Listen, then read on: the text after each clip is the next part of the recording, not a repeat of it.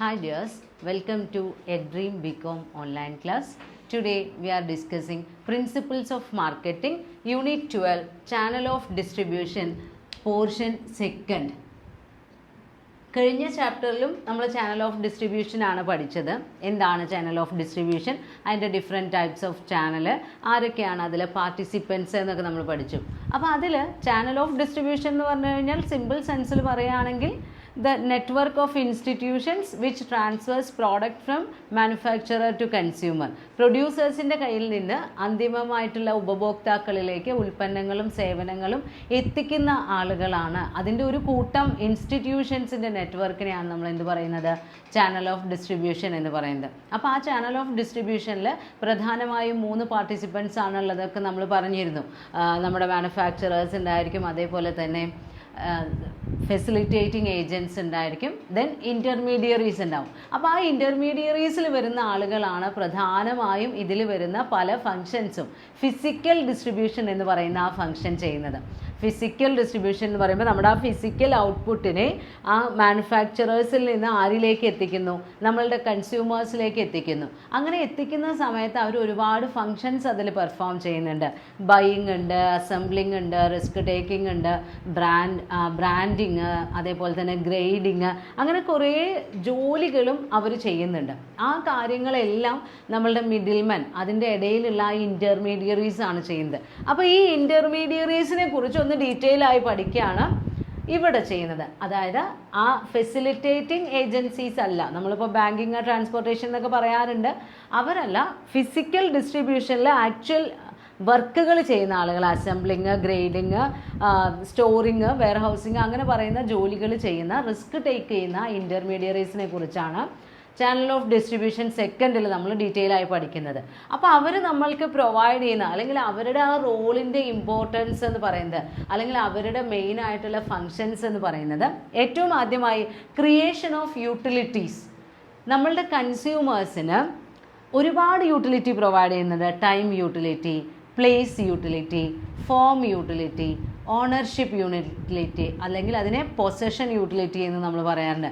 അങ്ങനെയുള്ള ഒരുപാട് യൂട്ടിലിറ്റീസ് കൺസ്യൂമേഴ്സിന് ചെയ്തു കൊടുക്കുന്നത്, അല്ലെങ്കിൽ അതിന് അവർക്ക് അത് വേണ്ട ആ ഒരു സൗകര്യം ഒരുക്കി കൊടുക്കുന്നത് നമ്മുടെ ഇൻ്റർമീഡിയറീസ് ആണ്. ഇപ്പോൾ ടൈം യൂട്ടിലിറ്റി എന്ന് പറഞ്ഞു കഴിഞ്ഞാൽ എപ്പോഴാണോ കൺസ്യൂമർക്ക് ആ പ്രോഡക്റ്റ് ആവശ്യമുള്ളത് ആ സമയത്ത് നമ്മുടെ കയ്യിൽ നിന്ന് എടുത്തു കൊടുക്കാൻ കഴിയണം. ഇപ്പോൾ ഹോൾസെയിലറുടെ കയ്യിൽ നിന്നായാലും റീറ്റെയിലറുടെ കയ്യിൽ നിന്നായാലും പ്രൊഡക്റ്റ് അവർ സ്റ്റോർ ചെയ്ത് വെച്ച് ആവശ്യമുള്ള സമയത്ത് അത് സപ്ലൈ ചെയ്യാൻ കഴിയണം, അല്ലെങ്കിൽ എടുത്തു കൊടുക്കാൻ കഴിയണം. ആ ടൈം യൂട്ടിലിറ്റി. പ്ലേസ് യൂട്ടിലിറ്റി എന്ന് പറയുമ്പോഴോ, ഏതോ സ്ഥലത്ത് പ്രൊഡ്യൂസ് ചെയ്യുന്ന പ്രൊഡക്റ്റാണ്, അത് കൺസ്യൂമേഴ്സ് എവിടെയാണോ ഉള്ളത് ആ സ്ഥലത്ത് എത്തിച്ചു കൊടുക്കണം ബൈ മീൻസ് ഓഫ് ട്രാൻസ്പോർട്ടേഷൻ.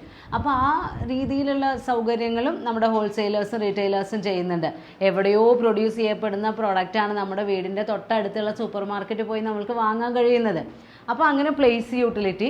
പിന്നെ റൈറ്റ്, നമ്മുടെ ടൈറ്റിൽഷിപ്പ് ട്രാൻസ്ഫർ ചെയ്യുന്നതിലൂടെ, സെല്ലിംഗ് എന്ന് പറയുന്ന ആക്ടിവിറ്റിയിലൂടെ നമ്മൾ എന്ത് ചെയ്യുന്നു, പ്രോഡക്റ്റിൻ്റെ ഓണർഷിപ്പ് കൺസ്യൂമറിലേക്ക് ട്രാൻസ്ഫർ ചെയ്യുന്നു. പൊസഷൻ യൂട്ടിലിറ്റി, അവർക്കത് കയ്യിൽ വെച്ച് ഉപയോഗിക്കാൻ കഴിയുന്നു. പിന്നെ ഫോം യൂട്ടിലിറ്റിയാണ്, അവർക്ക് ഏത് രൂപത്തിലാണോ പ്രോഡക്റ്റ് വേണ്ടത് ആ കൺസ്യൂമേഴ്സിൻ്റെ ഡിമാൻഡ് അനുസരിച്ച് ഡിസൈൻ ചെയ്ത് നമ്മൾ നമ്മുടെ പ്രോഡക്റ്റ് അവർക്ക് ഓഫർ ചെയ്യുന്നു. അപ്പോൾ ആ യൂട്ടിലിറ്റീസ് ഒക്കെ പ്രൊവൈഡ് ചെയ്ത് കൊടുക്കുന്നത് നമ്മളുടെ ഈ മിഡിൽമാൻ ആണ്. പിന്നെ രണ്ടാമതായി പറയുന്നത് ഏതാ, ഇക്കണോമി ഇൻ എഫേർട്ട്.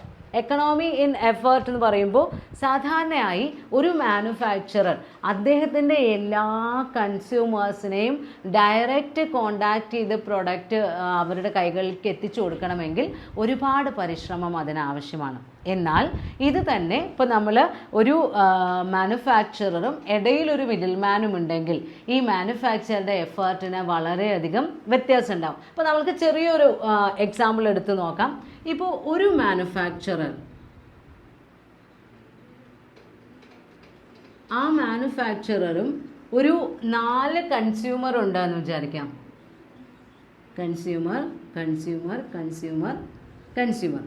അപ്പോൾ ഈ മാനുഫാക്ചറർക്ക് ഈ 4 കൺസ്യൂമേഴ്സിനോടും ഡയറക്റ്റ് കോണ്ടാക്റ്റ് ആണെങ്കിൽ അവിടെ 4 റിലേഷൻ വന്നു. ഇനി വേറൊരു മാനുഫാക്ചററും കൂടിയുണ്ട്, നമ്മളുടെ കൺസ്യൂമേഴ്സ് ഇത് തന്നെയാണ്, വേറൊരു മാനുഫാക്ചറർ.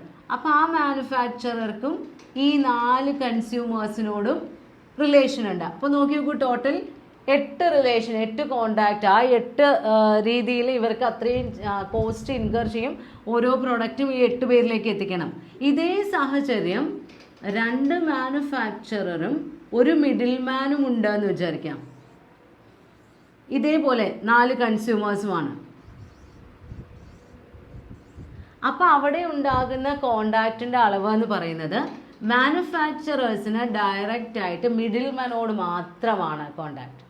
മിഡിൽ മാൻ ഇവരിൽ നിന്നെല്ലാം കളക്ട് ചെയ്യുന്നു, എന്നിട്ട് അദ്ദേഹം കൺസ്യൂമേഴ്സിലേക്ക് എത്തിക്കുന്നു. അപ്പോൾ നോക്കി നോക്കൂ, 1 2 3 4 5 6. ഇവിടെ 8 എന്നുള്ള ആ ഒരു ട്രാൻസാക്ഷൻ ബേസ് ഉണ്ടല്ലോ, ആ റൂട്ട് ഇവിടെ 6 ആയിട്ട് ചുരുങ്ങി. ഇനി ഒരു കൺസ്യൂമറുടെ എണ്ണം കൂടി എന്ന് വിചാരിക്കാം. മിഡിൽ മാൻ ഉള്ള കേസിലാണെങ്കിൽ അപ്പോൾ റിലേഷൻ വരുന്നത് 7. അതായത് ആദ്യം 6 കോണ്ടാക്റ്റ് ഉണ്ടായാൽ പ്ലസ് ഒരു കൺസ്യൂമറും കൂടെ കൂടുമ്പോൾ ഒരു എഫേർട്ട് കൂടിയേ വരുന്നുള്ളൂ. നമ്മുടെ മിഡിൽ മാൻ ഇയാൾക്ക് കൂടി സപ്ലൈ ചെയ്യണം, 7. എന്നാൽ ഇവിടെ ആണെങ്കിലോ, ഇപ്പോൾ ഒരു കൺസ്യൂമറും കൂടെ കൂടുകയാണെങ്കിൽ ഈ മാനുഫാക്ചററും ഈ കൺസ്യൂമറോട്, ഈ മാനുഫാക്ചറും ഈ കൺസ്യൂമറോട്, അവിടെ എത്രയായി? 2 എണ്ണം വർദ്ധിച്ചു. അപ്പോൾ 2 ആണ് ഇൻക്രീസ് ഉണ്ടായത്. ഇനി ഒരു മാനുഫാക്ചറിൻ്റെ എണ്ണമാണ് കൂടുന്നതെങ്കിൽ 3 മാനുഫാക്ചറർ ആയി എന്ന് വിചാരിക്കാം. ഇവിടെ ഈ മാനുഫാക്ചറർ മിഡിൽ മാനോട് ഇങ്ങോട്ട്, അപ്പോൾ 7 + 1 8. ഒരു മാനുഫാക്ചറർ കൂടിയപ്പോഴും എത്ര എണ്ണേ കൂടിയുള്ളൂ? ഒരു കോണ്ടാക്റ്റ് എണ്ണ കൂടിയുള്ളൂ. എന്നാൽ ഇവിടെ ഒരു മാനുഫാക്ചററും കൂടെ കൂടി എന്ന് വിചാരിക്കാം. അപ്പോൾ ആ മാനുഫാക്ചറർക്ക് ഈ 4 കൺസ്യൂമേഴ്സിനോടും കോണ്ടാക്റ്റ് വെക്കണം. 5 ആണെങ്കിൽ 5, 4 ആണെങ്കിൽ 4, അത്രയും കൺസ്യൂമേഴ്സിനോട് കോണ്ടാക്റ്റ് വെക്കണം. അപ്പോൾ 5 കൺസ്യൂമർ ഉണ്ടെങ്കിൽ ഇവിടെ ടോട്ടൽ 5 കോണ്ടാക്റ്റ് ഇൻക്രീസ് ചെയ്യും. അല്ല 4 കൺസ്യൂമറുള്ള സ്റ്റേറ്റ് ആണെങ്കിൽ 4 കോണ്ടാക്റ്റ് ഇൻക്രീസ് ചെയ്യും.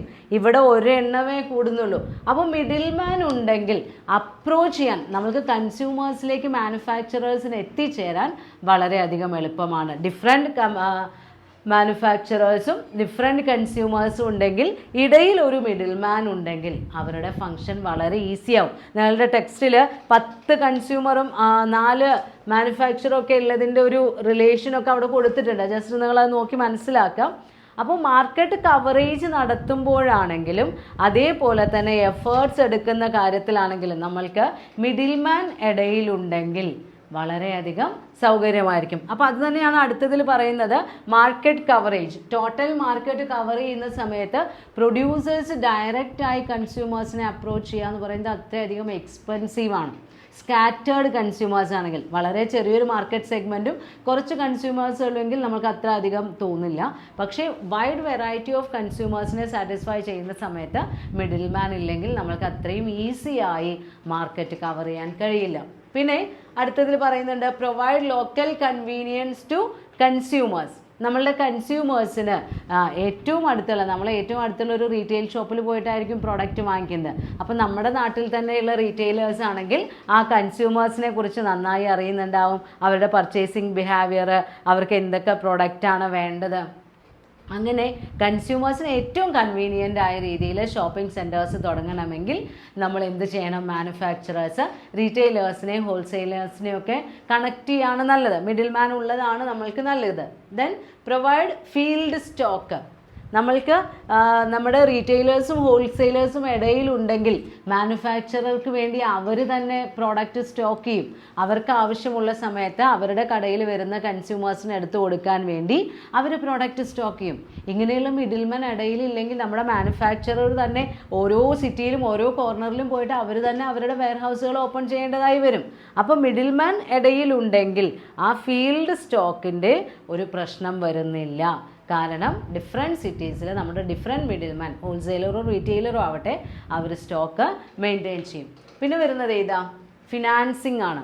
പല സമയത്തും നമ്മളുടെ ഹോൾസെയിലേഴ്സൊക്കെ അഡ്വാൻസ് ബുക്കിംഗ് ഒക്കെ ചെയ്യും. നമ്മളുടെ മാനുഫാക്ചറേഴ്സിന് അഡ്വാൻസ് ബുക്കിംഗ് ആയിട്ട് പേയ്മെൻറ്റുകൾ കൊടുക്കുക, അതേപോലെ ബൾക്ക് പർച്ചേസസ് നടത്താം.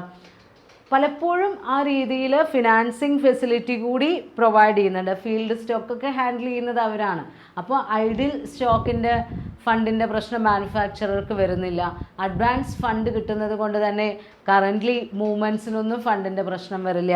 അപ്പോൾ ഫിനാൻസിങ്, ആ ഒരു ഫിനാൻസ് ഹെൽപ്പ് കൂടി നമ്മൾക്ക് മിഡിൽ മാൻ ഉണ്ടെങ്കിൽ അവിടെ കിട്ടുന്നുണ്ട്. പിന്നെ വരുന്നത് സർവീസസ് ആണ്. ആഫ്റ്റർ സെയിൽ സർവീസുകളെല്ലാം ഈ മിഡിൽ മാൻ ആണ് അറേഞ്ച് ചെയ്യുന്നത്. കൺസ്യൂമേഴ്സിൻ്റെ കംപ്ലയിൻറ്റ്സ് നോക്കുന്നത്, കൺസ്യൂമേഴ്സിൻ്റെ സൗകര്യങ്ങൾക്കനുസരിച്ച് പ്രോഡക്റ്റ് എത്തിച്ചു കൊടുക്കുന്നത്, ആഫ്റ്റർ സെയിൽ സർവീസുകൾ നടത്തുന്നത്, അതെല്ലാം ഈ മിഡിൽ മാൻ ആകുമ്പോൾ അതിൻ്റെ റിസ്കുകളൊന്നും മാനുഫാക്ചറർക്ക് ഏറ്റെടുക്കേണ്ടതായി വരുന്നില്ല. പിന്നെ വരുന്നത് ഏതാ? Help in promotion.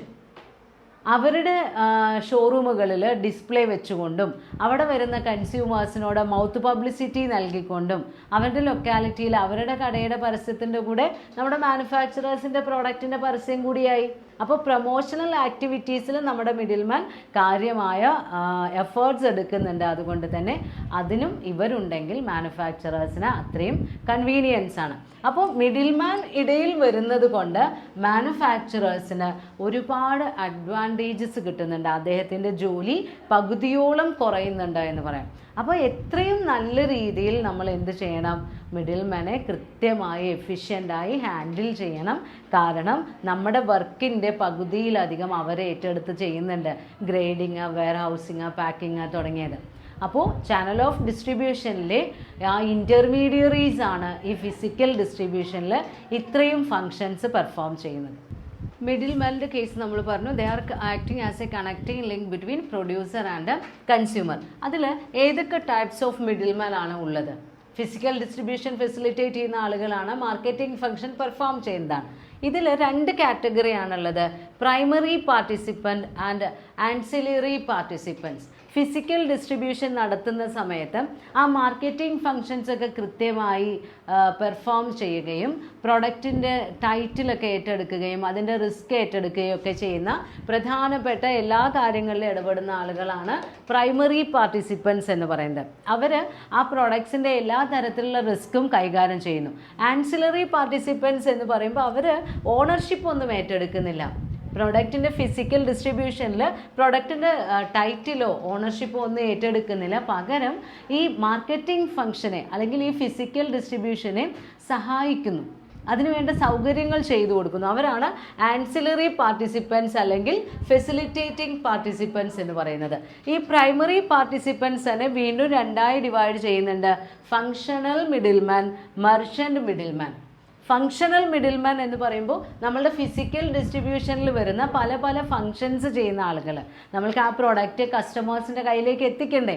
ആ സെയിൽസ് എന്ന് പറയുന്ന അല്ലെങ്കിൽ സെല്ലിംഗ് എന്ന് പറയുന്ന ആക്ടിവിറ്റി, അതിൻ്റെ ഗ്രേഡിങ്, റിസ്ക് ടേക്കിംഗ്, അങ്ങനെയൊക്കെയുള്ള ഫങ്ഷൻസ് പെർഫോം ചെയ്യുന്ന ആളുകളുണ്ട്. ദെൻ മർച്ചൻ്റ് മിഡിൽമാൻ എന്ന് പറയുമ്പോൾ പ്രൊഡക്റ്റിൻ്റെ ടൈറ്റിൽ ഏറ്റെടുത്തുകൊണ്ട് ആ പ്രോഡക്റ്റിൻ്റെ എല്ലാ റിസ്ക്കും ഏറ്റെടുത്തുകൊണ്ട് കൺസ്യൂമേഴ്സിലേക്ക് എത്തിക്കുന്ന ആളുകളാണ് മർച്ചൻ്റ് മിഡിൽമാൻ. അവർ വ്യാപാര പ്രവർത്തനം യഥാർത്ഥത്തിൽ നടത്തുന്നവരാണ്. ആ ഉടമസ്ഥാവകാശം ഏറ്റെടുത്തുകൊണ്ട് ട്രാൻസ്ഫർ ചെയ്യുന്നു. ഇവിടെ അങ്ങനെയല്ല, ഇവർ ഡിഫറെൻറ്റ് ഫങ്ഷൻസ് പെർഫോം ചെയ്തുകൊണ്ട് എന്ത് ചെയ്യുന്നു? ഫിസിക്കൽ ഡിസ്ട്രിബ്യൂഷനെ ഹെൽപ്പ് ചെയ്യുന്നു. ആ മാർക്കറ്റിംഗ് ഫങ്ഷൻസ് ആണ് അവർ ചെയ്യുന്നത്. അപ്പോൾ ഫങ്ഷണൽ മിഡിൽമാൻ്റെ കീഴിൽ വരുന്ന ആളുകളാണ് ഇവരെ നമുക്ക് മെർക്കൻറ്റൈൽ ഏജൻറ്റ്സ് എന്നൊക്കെ പറയാം കേട്ടോ. ഈ ഫങ്ഷണൽ മിഡിൽമാനെ അതിൽ വരുന്ന കാറ്റഗറീസ് എന്ന് പറയുന്നത് factors, brokers, commission agents, del credere agents, auctioneers, അങ്ങനെയുള്ള ആളുകളാണ് നമ്മളുടെ ഫങ്ഷണൽ മിഡിൽമാൻ. ഇവർ സെല്ലേഴ്സിന് വേണ്ടി പ്രവർത്തിക്കുന്നവരാണ്. ഒന്നുകിൽ മാനുഫാക്ചറേഴ്സിന് വേണ്ടി അല്ലെങ്കിൽ സെല്ലേഴ്സിന് വേണ്ടി പ്രവർത്തിക്കുന്നു. ഇടയ്ക്ക് ചില കേസുകളിലൊക്കെ ബയേഴ്സിന് വേണ്ടിയും പ്രവർത്തിക്കാറുണ്ട്.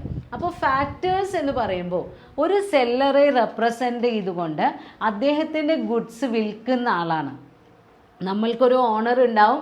ആ ഓണറുടെ ഗുഡ്സ് അവരുടെ സമ്മതത്തോടു കൂടി മറ്റുള്ള ബയേഴ്സിന് വിൽക്കുന്ന ഒരു വ്യക്തിയാണ് ഫാക്ടർ. അദ്ദേഹത്തിന് സാധാരണ ഒരു ഏജൻറ്റിൻ്റെ പോലെ തന്നെയാണ് അദ്ദേഹം പെർഫോം ചെയ്യുന്ന ആ കാര്യങ്ങൾക്ക് കൃത്യമായി റെമ്യൂണറേഷൻ കിട്ടും. എങ്ങനെയാണ് കിട്ടുന്നത്? As A fixed percentage on sales.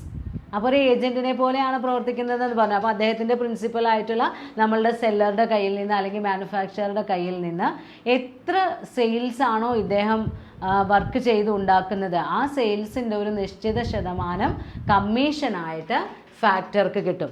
അപ്പോൾ പ്രൊഡക്റ്റിൻ്റെ പൊസഷൻ ഏറ്റെടുക്കുന്നു, അത് കൈകാര്യം ചെയ്യുന്നു, അയാൾ ഓണറുടെ സമ്മതത്തോടു കൂടി ബയേഴ്സിന് വിൽക്കുന്നു, വിൽപ്പനയ്ക്ക് അനുസരിച്ചിട്ടുള്ള കമ്മീഷൻ അദ്ദേഹം വാങ്ങിക്കുന്നു. രണ്ടാമത് വരുന്നത് ബ്രോക്കേഴ്സ് ആണ്. ബ്രോക്കേഴ്സ് എന്ന് പറയുമ്പോൾ ചിലപ്പോൾ പ്രോഡക്റ്റിൻ്റെ സെയിൽസ് നടത്താൻ വേണ്ടി കൺസ്യൂമറെയും സെല്ലറെയും തമ്മിൽ കണക്ട് ചെയ്യുന്ന ആളാവാം, അല്ലെങ്കിൽ ഏതെങ്കിലും ഒരു പ്രോഡക്റ്റ് വാങ്ങാനുള്ള ആഗ്രഹമുള്ള ബയറെ ആ പ്രോഡക്റ്റ് എവിടെയാണ് കിട്ടുന്നത് ആ സോഴ്സുകളിലേക്ക് കണക്ട് ചെയ്ത് കൊടുക്കുന്ന ആളാവാം.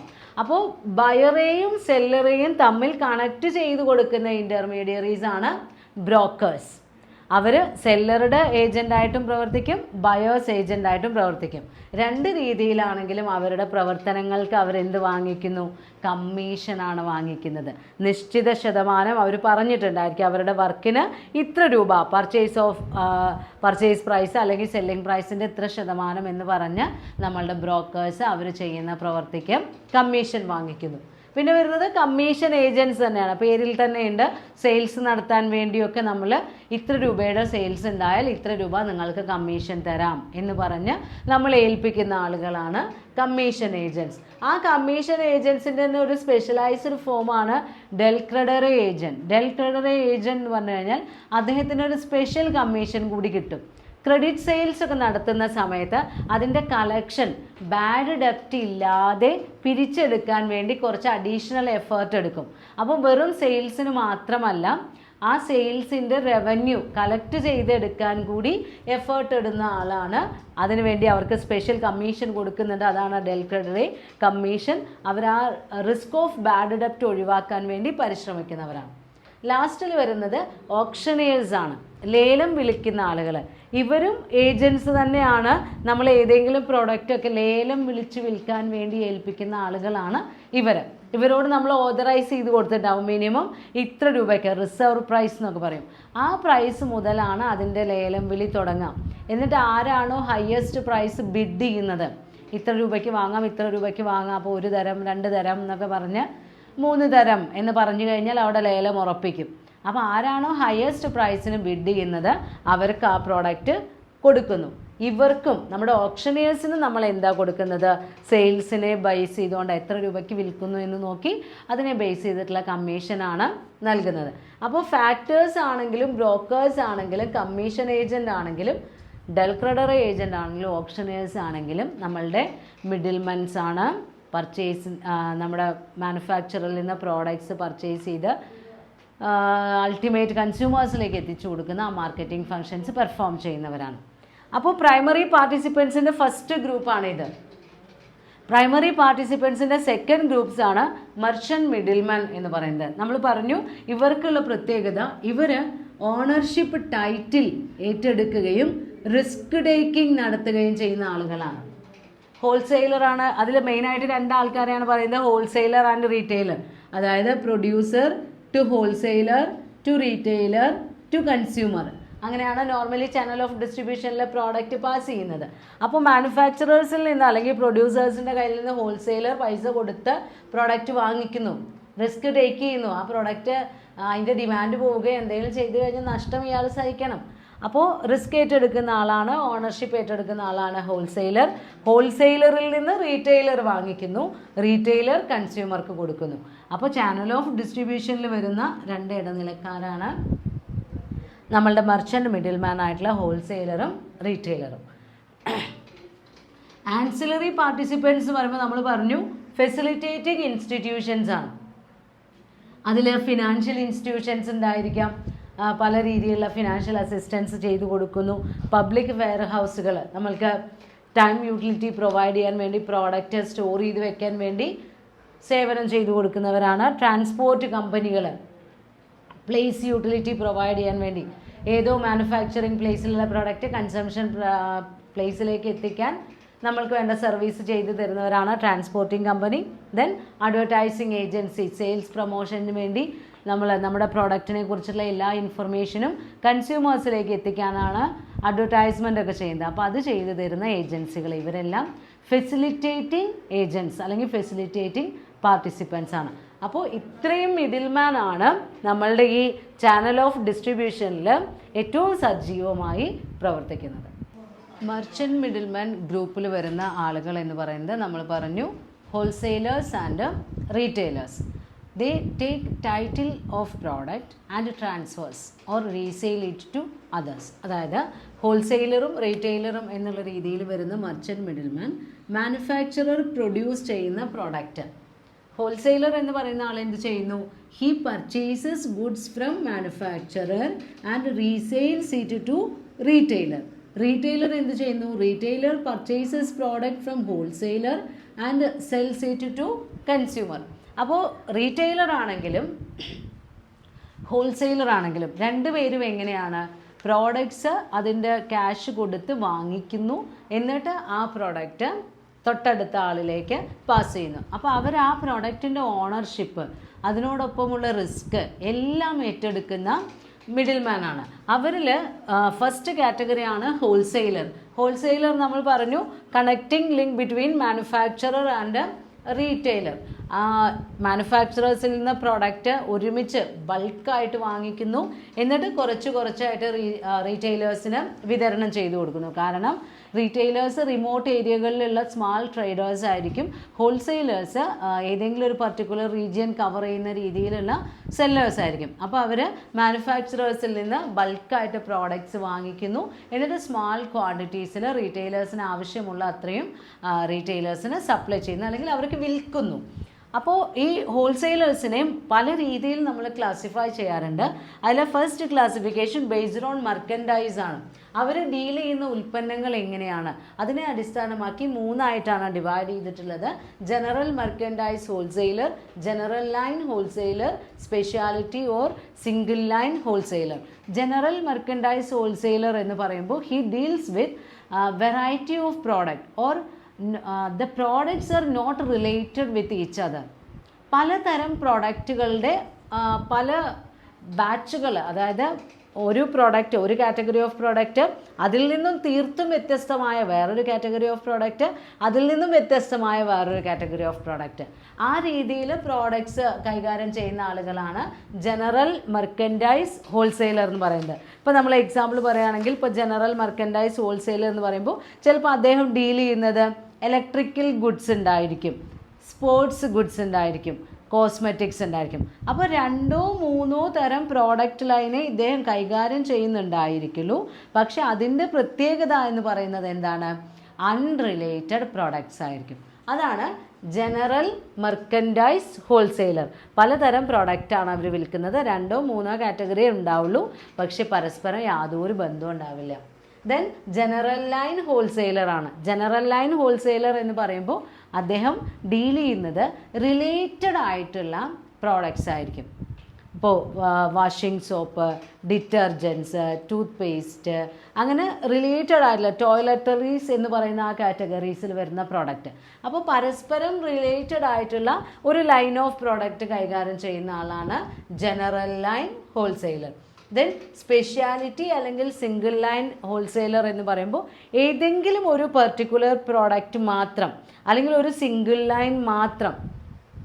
ഇപ്പോൾ എക്സാമ്പിൾ പറയുകയാണെങ്കിൽ ക്ലോത്ത്, ആ ക്ലോത്തിൽ ഏതെങ്കിലും ഒരു കാറ്റഗറി ഓഫ് പ്രോഡക്ട്സ് മാത്രം കൈകാര്യം ചെയ്യുന്ന ആളുകളുണ്ടായിരിക്കും. അല്ലെങ്കിൽ ഇപ്പോൾ പ്രിൻറ്റിങ് പേപ്പേഴ്സ് ആണെങ്കിൽ ആ വെറൈറ്റി ഓഫ് പ്രിൻറ്റിങ് പേപ്പേഴ്സ് മാത്രം. അങ്ങനെ ഒരൊറ്റ സിംഗിൾ ലൈൻ പ്രോഡക്റ്റ് മാത്രം സ്പെഷ്യലൈസ് ചെയ്ത ഹോൾസെയിലേഴ്സ് ആണ് സിംഗിൾ ലൈൻ ഹോൾസെയിലർ. അപ്പോൾ മെർക്കൻഡൈസിനെ ബേസ് ചെയ്തിട്ട് അങ്ങനെ 3 ക്ലാസിഫിക്കേഷൻ. ദെൻ മെത്തേഡ് ഓഫ് ഓപ്പറേഷനെ ബേസ് ചെയ്തുകൊണ്ട് service wholesaler, limited function wholesaler. Service wholesaler എന്ന് പറഞ്ഞു കഴിഞ്ഞാൽ ഈ ഹോൾസെയിലർ ചെയ്യുന്ന ചില സർവീസുകൾ, അതായത് ബ്രാൻഡിങ്, ഗ്രേഡിങ്, പാക്കേജിങ്, അഡ്വർടൈസിങ്, അങ്ങനെയുള്ള എല്ലാ ഫങ്ഷൻസും ഓൺ ബിഹാഫ് ഓഫ് മാനുഫാക്ചറർ ആരാണ് പെർഫോം ചെയ്യുന്നുണ്ടാവുക? നമ്മുടെ ഹോൾസെയിലർ. എന്നാൽ ലിമിറ്റഡ് ഫങ്ഷൻ എന്ന് പറയുമ്പോൾ ഇദ്ദേഹവും സർവീസ് തന്നെയാണ് ചെയ്യുന്നത്, പക്ഷേ ഏതെങ്കിലും സെലക്റ്റീവ് ആയിട്ടുള്ള ഏതെങ്കിലും 1-2 ഫങ്ഷൻസ് മാത്രം. ചിലപ്പോൾ അഡ്വർടൈസിങ് ആണെങ്കിൽ അഡ്വർടൈസിങ് മാത്രം, അതല്ല പാക്കേജിങ്ങും ഗ്രേഡിങ്ങും ആണെങ്കിൽ അത് മാത്രം. ആ രീതിയിൽ ലിമിറ്റഡ് ആയിട്ടുള്ള ഫങ്ഷൻസ് പെർഫോം ചെയ്യുന്ന ആളാണ് രണ്ടാമത്തെ കാറ്റഗറി. അപ്പോൾ സർവീസ് ഹോൾസെയിലറുമുണ്ട്, ലിമിറ്റഡ് ഫങ്ഷൻസ് ഹോൾസെയിലറുമുണ്ട്. ദെൻ ജോഗ്രഫിക്കൽ കവറേജ് വെച്ച് വരുന്നത് 3 കാറ്റഗറി തന്നെയാണ്: local, district, regional or national level. Local എന്ന് പറയുമ്പോൾ ഏതെങ്കിലും ഒരു സ്മാൾ ഏരിയ, അവരുടെ ഏരിയ ഓഫ് ഓപ്പറേഷൻ എന്ന് പറയുന്നത് ഒരു പർട്ടിക്കുലർ സിറ്റിയോ അല്ലെങ്കിൽ ഒരു പർട്ടിക്കുലർ വില്ലേജോ, ഒരു സെലക്റ്റീവ് ആയിട്ടുള്ള ഒരു ചെറിയ ഏരിയ കവർ ചെയ്യുന്ന ആളാണ് ലോക്കൽ ഹോൾസെയിലർ. ഡിസ്ട്രിക്റ്റ് ഹോൾസെയിലർ എന്ന് പറയുമ്പോൾ അവരുടെ കവറിങ് ഏരിയ എന്ന് പറയുന്നത് ഒരു ജില്ലയായിരിക്കും. ദെൻ റീജിയണൽ അല്ലെങ്കിൽ നാഷണൽ ഹോൾസെയിലേഴ്സ് എന്ന് പറയുന്ന സമയത്ത് അവർ ഏതെങ്കിലും ഒരു റീജിയനെ ബേസ് ചെയ്തുകൊണ്ട്, ഒരു സംസ്ഥാനമോ അല്ലെങ്കിൽ ഒരു രാജ്യമോ ആ ഒരു പർട്ടിക്കുലർ വലിയ ഒരു റീജിയൻ കവർ ചെയ്യുന്ന ആളാണ് നാഷണൽ ഹോൾസെയിലർ. അപ്പോൾ അവർ ചിലപ്പോൾ എക്സ്പോർട്ട് ചെയ്യുന്ന പ്രോഡക്റ്റോ ഇമ്പോർട്ട് ചെയ്യുന്ന പ്രോഡക്റ്റൊക്കെ കൈകാര്യം ചെയ്യുന്ന ആളുകളാണെങ്കിൽ ഇപ്പോൾ ഇന്ത്യയിൽ ചാർജ് ഇന്ന ആൾക്ക്, ആ രീതിയിൽ ഒരു റീജിയണൽ വൈസ് ക്ലാസിഫിക്കേഷൻ നടത്തി കവർ ചെയ്യുന്ന ആളുകളാണ് റീജിയണൽ ഹോൾസെയിലർ. അപ്പോൾ ഇത്രയുമാണ് ഹോൾസെയിലേഴ്സ് എന്ന് പറയുന്ന ആ കാറ്റഗറിയുടെ ക്ലാസിഫിക്കേഷൻ. മർച്ചൻ്റ് മിഡിൽമാനിൽ ഏറ്റവും ഇമ്പോർട്ടൻ്റ് ആയ ഒരു വ്യക്തിയാണ് wholesaler. He act as A connecting link between manufacturer and retailer. നമ്മൾ പറഞ്ഞു കഴിഞ്ഞതാണ്. ഇനി എന്തൊക്കെയാണ് ഒരു ഹോൾസെയിലർ പെർഫോം ചെയ്യുന്ന പ്രധാനപ്പെട്ട ഫങ്ഷൻസ്? ഏറ്റവും ആദ്യമായി പറയുന്നത് അസംബ്ലിംഗ്. ഡിഫറെൻറ്റ് മാനുഫാക്ചറേഴ്സിൻ്റെ കയ്യിലുള്ള വെറൈറ്റി ഓഫ് പ്രോഡക്ട്സിനെ വാങ്ങിച്ച് അവനവൻ്റെ വെയർഹൗസിൽ റീറ്റെയിലേഴ്സിന് നൽകാൻ വേണ്ടി ശേഖരിച്ചു വെക്കുന്നു. അപ്പോൾ ഏറ്റവും ആദ്യമായി ഇവർ സെർച്ച് ചെയ്യുന്നു എന്തൊക്കെ പ്രോഡക്റ്റാണ് നമ്മുടെ റീറ്റെയിലേഴ്സിന് ആവശ്യമായി വരുന്നത്.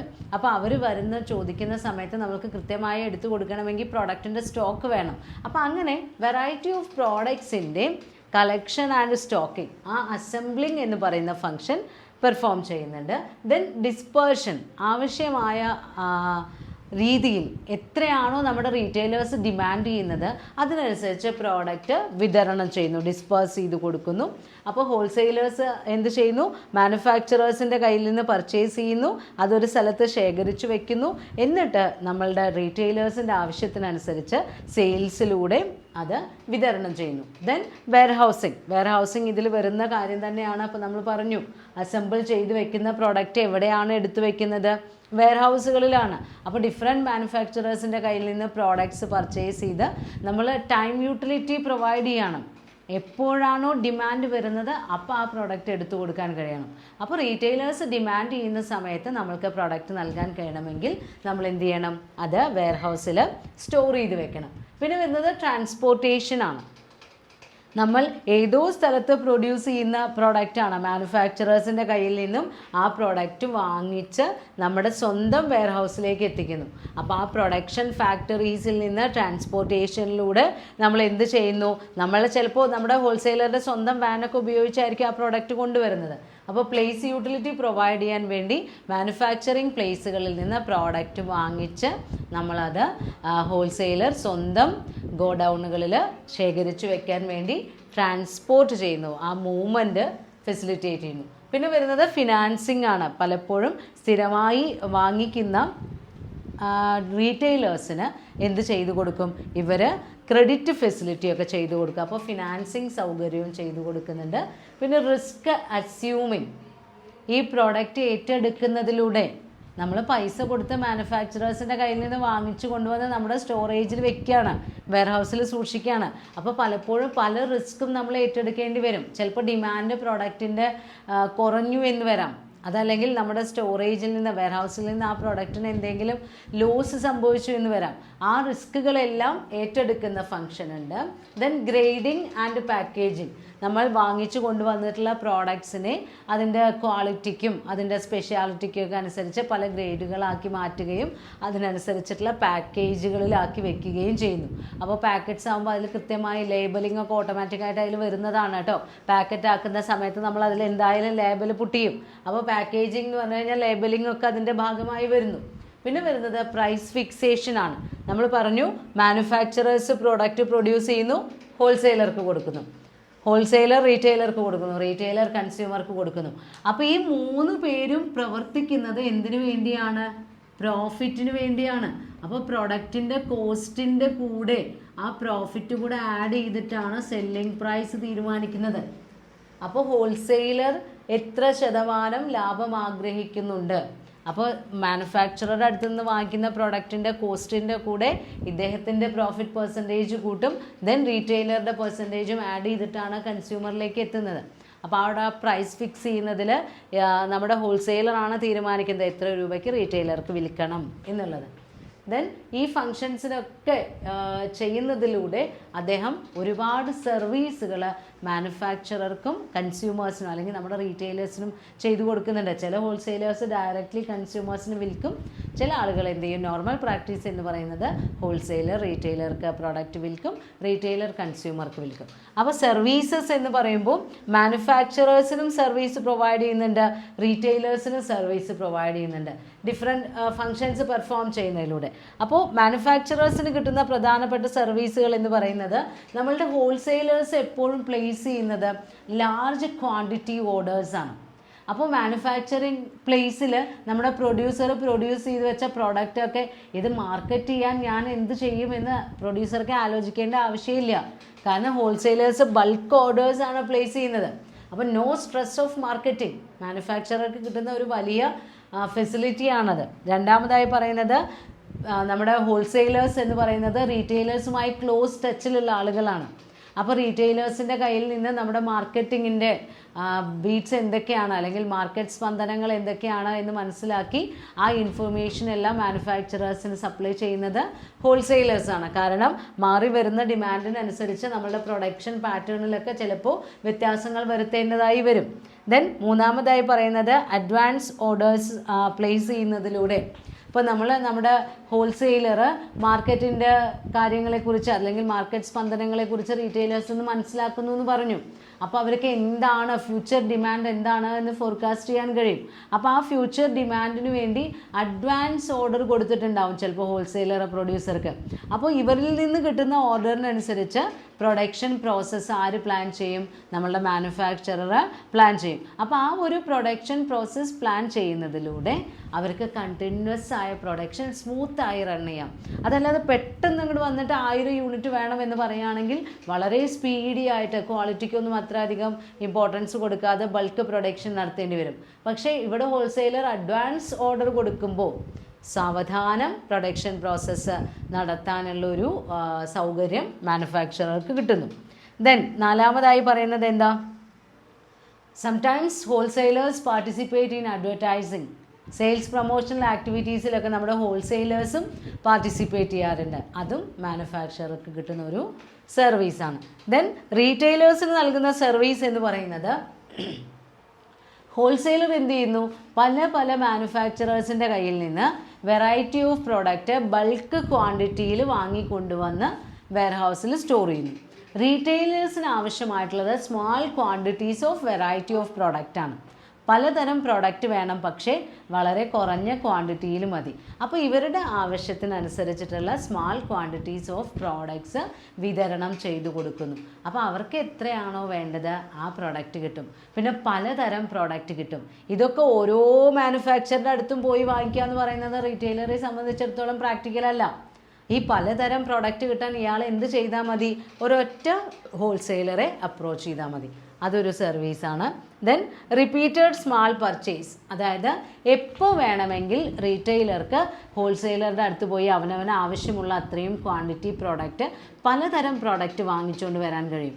അപ്പോൾ ഇവർക്ക് ഷോർട്ട് വർക്കിംഗ് ക്യാപിറ്റൽ മതി. വളരെ കുറച്ച് വർക്കിംഗ് ക്യാപിറ്റൽ കൊണ്ട് പ്രവർത്തിക്കാൻ പറ്റും. കാരണം ഇടയ്ക്കിടയ്ക്ക് പോയി എന്ത് ചെയ്യാം? ഹോൾസെയിലറുടെ കയ്യിൽ നിന്ന് പ്രോഡക്റ്റ് വാങ്ങിക്കാം. ദെൻ ബെസ്റ്റ് പ്രോഡക്റ്റ്, അതായത് ഈ മാനുഫാക്ചറർ പ്രൊഡ്യൂസ് ചെയ്യുന്ന പലതരം മാനുഫാക്ചറേഴ്സ് പ്രൊഡ്യൂസ് ചെയ്യുന്ന പ്രോഡക്റ്റിനെ കുറിച്ച് നല്ല നോളജ് ഹോൾസെയിലർക്ക് ഉണ്ടായിരിക്കും. അപ്പോൾ ഏറ്റവും നല്ല പ്രോഡക്റ്റ് എവിടെ നിന്നാണ് കിട്ടുന്നത്, അത് നോർമൽ പ്രൈസിൽ, ആ വിവരം ഹോൾസെയിലർക്ക് ഉണ്ടാവും. അപ്പോൾ അവർ അത്തരം പ്രോഡക്റ്റ് നല്ല പ്രോഡക്റ്റ് വാങ്ങി വെക്കുന്നതിലൂടെ എന്ത് ചെയ്യാൻ പറ്റും? ഈ റീറ്റെയിലേഴ്സിന് ഏറ്റവും നല്ല പ്രോഡക്റ്റ് ഒരു നോർമൽ പ്രൈസിൽ വാങ്ങിച്ച് കൺസ്യൂമേഴ്സിന് എത്തിച്ചു കൊടുക്കാൻ കഴിയുന്നു. പിന്നെ പറയുന്നത് protection from risk of loss of large stock. ഒരു ഹോൾസെയിലർ ഇല്ല എന്ന് വിചാരിക്കാം. അപ്പോൾ റീറ്റെയിലർ എന്ത് ചെയ്യണം? മാനുഫാക്ചറേഴ്സിനെ അപ്രോച്ച് ചെയ്തിട്ട് അവരുടെ കയ്യിൽ നിന്ന് പ്രോഡക്ട്സ് വാങ്ങിച്ചു കൊണ്ടുവന്ന് ബണ്ടിലായിട്ട് സ്റ്റോക്ക് ചെയ്ത് വെക്കേണ്ടി വരും. പക്ഷേ അങ്ങനെ ബണ്ടിലായിട്ട് സ്റ്റോക്ക് ചെയ്യുമ്പോൾ ലാർജ് സ്റ്റോക്ക് ചെയ്യുന്ന സമയത്ത് ഒരുപാട് റിസ്ക് ഉണ്ട്. റീറ്റെയിലർക്ക് പലതരം പ്രോഡക്റ്റ് വേണം, എല്ലാതും ബൾക്ക് ക്വാണ്ടിറ്റിയിൽ സ്റ്റോർ ചെയ്യാനുള്ള ഫെസിലിറ്റിയോ കപ്പാസിറ്റിയോ റീറ്റെയിലർക്ക് ഉണ്ടാവില്ല. അപ്പോൾ ആ ഒരു റിസ്ക് ആരാണ് ഏറ്റെടുക്കുന്നത്? ഹോൾസെയിലറാണ് ഏറ്റെടുക്കുന്നത്. പിന്നെ അതേപോലെ തന്നെ പലപ്പോഴും ഹോൾസെയിലേഴ്സ് ക്രെഡിറ്റിലാണ് പ്രോഡക്റ്റ് റീറ്റെയിലർക്ക് കൊടുക്കുന്നത്.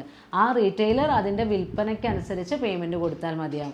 അപ്പോൾ ആ വർക്കിംഗ് ക്യാപിറ്റൽ അതിനു വേണ്ടി ഫിനാൻസ് അറേഞ്ച് ചെയ്യുക അല്ലെങ്കിൽ കടം വാങ്ങിക്കുക എന്നൊരവസ്ഥ റീറ്റെയിലർക്ക് വരുന്നില്ല. പുറത്തുനിന്ന് വാങ്ങിക്കേണ്ട. കാരണം ഹോൾസെയിലർ ഇവർക്ക് പ്രോഡക്റ്റിന് പലപ്പോഴും ക്രെഡിറ്റിന് കൊടുക്കും. ഈ പ്രോഡക്റ്റ് വിൽക്കുമ്പോൾ പൈസ ഹോൾസെയിലർക്ക് കൊടുത്താൽ മതി. ദെൻ പുതിയ പുതിയ പ്രോഡക്റ്റുകളെ കുറിച്ചിട്ടുള്ള ഇൻഫർമേഷൻ പലപ്പോഴും റീറ്റെയിലർക്ക് കിട്ടുന്നത് ഹോൾസെയിലറിൽ നിന്നാണ്. കാരണം ഹോൾസെയിലർക്കാണ് മാനുഫാക്ചറേഴ്സുമായിട്ട് ക്ലോസ് കോൺടാക്റ്റ് ഉള്ളത്.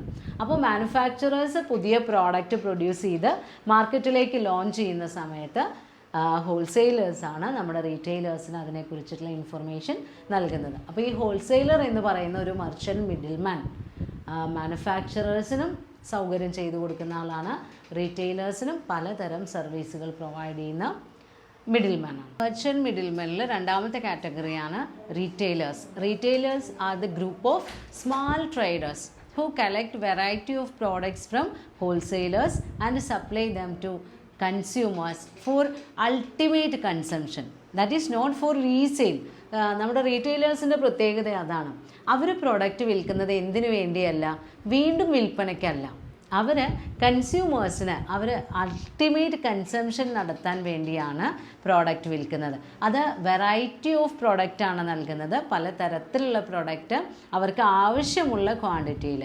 ഇപ്പോൾ റീറ്റെയിലർ ചിലപ്പോൾ 2 ബണ്ടിൽ പേസ്റ്റ് കൊടുന്ന് വെച്ചിട്ടുണ്ടാവും. ഒരു കൺസ്യൂമർക്ക് 1 ട്യൂബ് പേസ്റ്റേ വേണ്ടി വരും. അപ്പോൾ അവർക്ക് ആവശ്യമുള്ള രീതിയിൽ പ്രോഡക്റ്റ് സപ്ലൈ ചെയ്യുന്ന, അൾട്ടിമേറ്റ് കൺസ്യൂമേഴ്സിന് പ്രോഡക്റ്റ് സപ്ലൈ ചെയ്യുന്ന ആളുകളാണ് റീറ്റെയിലേഴ്സ് എന്ന് പറയുന്നത്. നമ്മുടെ ചാനൽ ഓഫ് ഡിസ്ട്രിബ്യൂഷനിലെ ലാസ്റ്റ് കണ്ണി എന്നൊക്കെ നമുക്ക് പറയാം.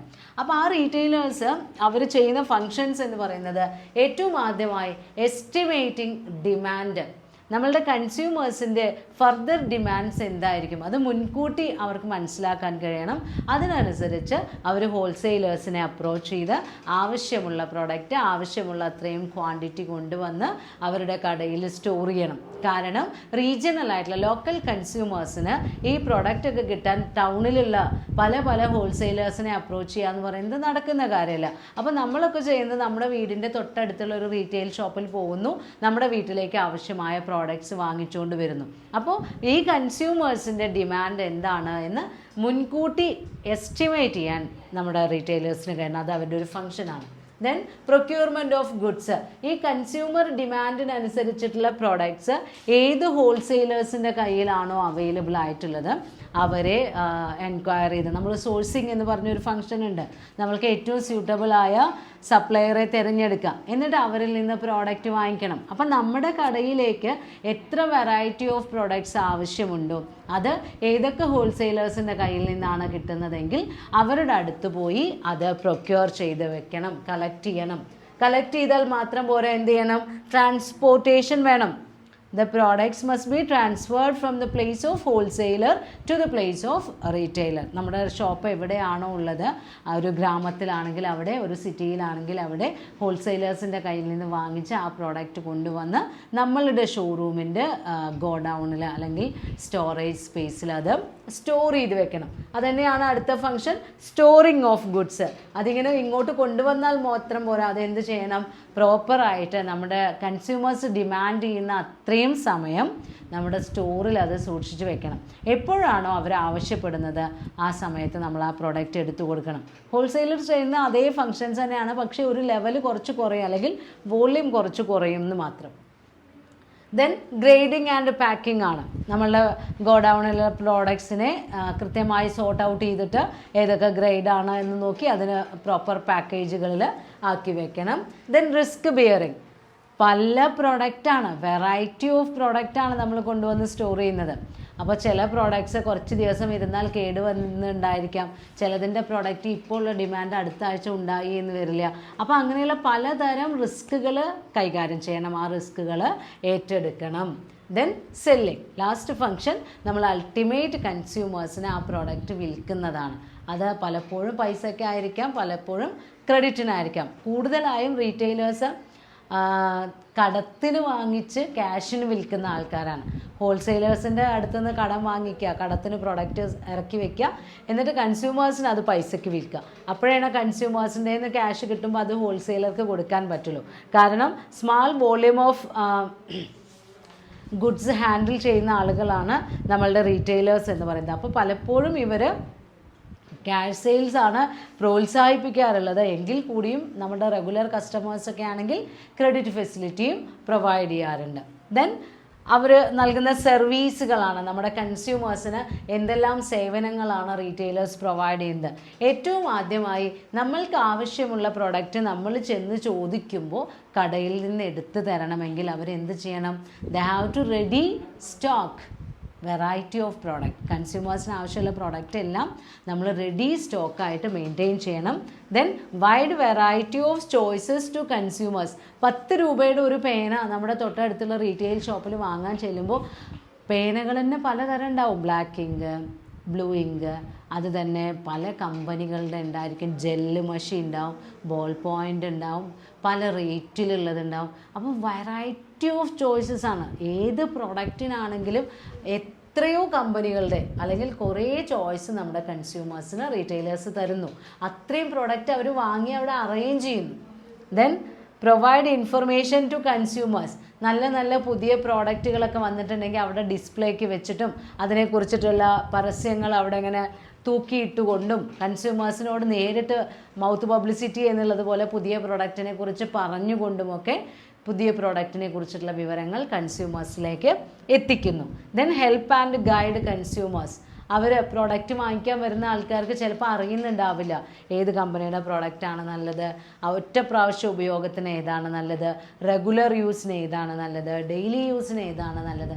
അതൊന്നും ചിലപ്പോൾ ചില കൺസ്യൂമേഴ്സിന് അറിയുന്നുണ്ടാവില്ല. അത്തരം കാര്യങ്ങളിലെല്ലാം കൺസ്യൂമേഴ്സിൻ്റെ ആവശ്യങ്ങൾ അറിഞ്ഞുകൊണ്ട് അവരെ ഗൈഡ് ചെയ്യുക. ഏറ്റവും നല്ല ക്വാളിറ്റി പ്രോഡക്റ്റ് ഏതാണ് എന്ന് അവർക്ക് മനസ്സിലാക്കി കൊടുക്കുകയും അത് വാങ്ങാൻ അവരെ പ്രേരിപ്പിക്കുകയും അവരെ ഹെൽപ്പ് ചെയ്യുകയും ഗൈഡ് ചെയ്യുകയും എല്ലാം ആര് ചെയ്യുന്നുണ്ട്? നമ്മുടെ റീറ്റെയിലേഴ്സ് ചെയ്യുന്നുണ്ട്. നിങ്ങൾ ഫസ്റ്റ് ഇയറിന് കൃത്യമായി ഓവർവ്യൂ ഓഫ് റീറ്റെയിലിങ്ങിൽ റീറ്റെയിലേഴ്സിൻ്റെ ഫങ്ഷൻസിനെ കുറിച്ചും അവർ ചെയ്യുന്ന സർവീസുകളെ കുറിച്ചൊക്കെ ഡീറ്റെയിൽ ആയി പഠിച്ചതാണ്. അവർ ട്രെൻഡ് സെറ്റേഴ്സാണ്, ബ്രാൻഡ് അംബാസിഡേഴ്സാണ്, എല്ലാം നമുക്കറിയുന്നതാണ്. ദെൻ അടുത്ത സർവീസ് എന്ന് പറയുന്നത് ഇതാ special facilities to their customers. അപ്പോൾ ഇവിടെ നമുക്ക് ചെറിയൊരു ടോപ്പിക്കായിട്ടാണ് റീറ്റെയിലിംഗ് വന്നിട്ടുള്ളത് അല്ലെങ്കിൽ റീറ്റെയിലർ വന്നിട്ടുള്ളത്. അപ്പോൾ നിങ്ങൾ ആ ഓവർവ്യൂ ഓഫ് റീറ്റെയിലിംഗ് ഒക്കെ ഒന്ന് ഓർമ്മിക്കാം. അതിൽ നമ്മൾ ഡീറ്റെയിൽ ആയിട്ട് റീറ്റെയിലിംഗ് പഠിച്ചതാണ്.